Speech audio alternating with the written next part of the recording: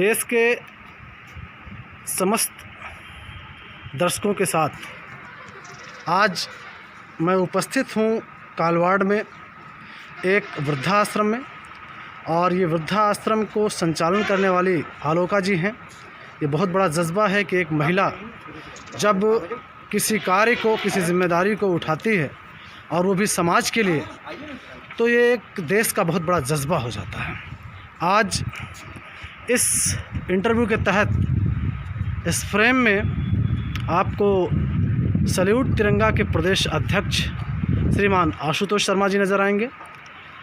यहाँ पर हमारे प्रदेश के कई पदाधिकारी भायती साहब भी नज़र आएंगे आपको, क्योंकि उनके द्वारा आज वृद्धाश्रम में कुछ बुज़ुर्गों को सामग्री भेंट की जाएगी, जैसे कंबल हैं, रजाइयाँ हैं या कुछ खाने की चीज़ें। इसके तहत मैं आलोका मैम से कुछ प्रश्न भी करूँगा आप लोगों के सम्मुख, और आप लोगों को जानने के लिए कि आखिर इतना बड़ा जज्बा मैम ने किस तरह से उठाया। तो सबसे पहला प्रश्न, मैम, वृद्धाश्रम खासकर बुज़ुर्गों के लिए वो दौर होता है जब उनके इस दुनिया से जाने का अंतिम समय होता है, और ऐसे समय पर जब उनके बच्चे छोड़ देते हैं तो एक बहुत बड़ा दर्द और बहुत भीवस स्थिति से उन्हें गुजरना पड़ता है। मेरा प्रश्न है कि आखिर आपने ये जज्बा आपके अंदर आया कैसे? मेरे अंदर जज्बा ऐसे आया, तो मैं गांव में से शुरू किया था जज्बा। तो हर साल मैं गाँव जाती हूँ, गरीब लोगों को शादी कराती हूँ।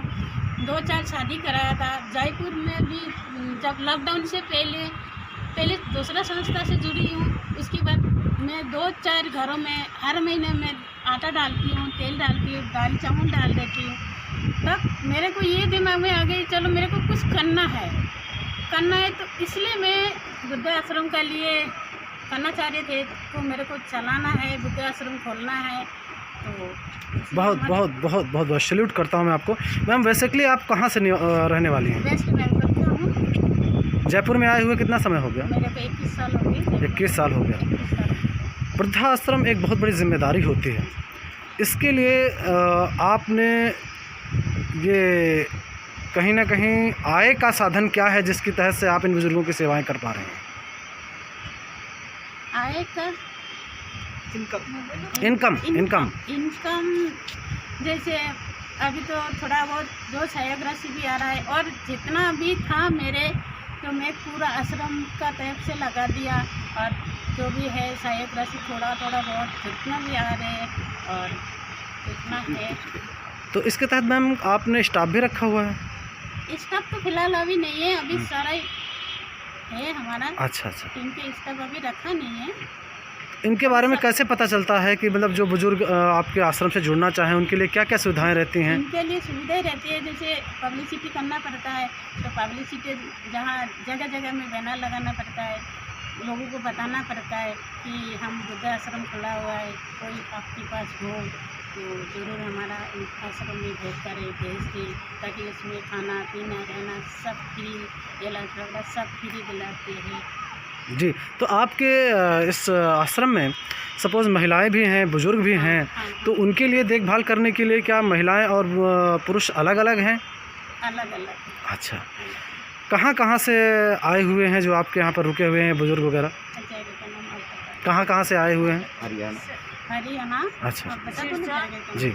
हरियाणा के सिरसा, निवारू रोड, कालवाड़ से, और एक ये है मतलब हर दूसरे वृद्धाश्रम से। वहाँ वृद्धाश्रम में इनकी ज़रूरतें पूरी ना होने की वजह से, श्वास की बीमारी होने के कारण उन्हें हमें आश्रम में लाया गया।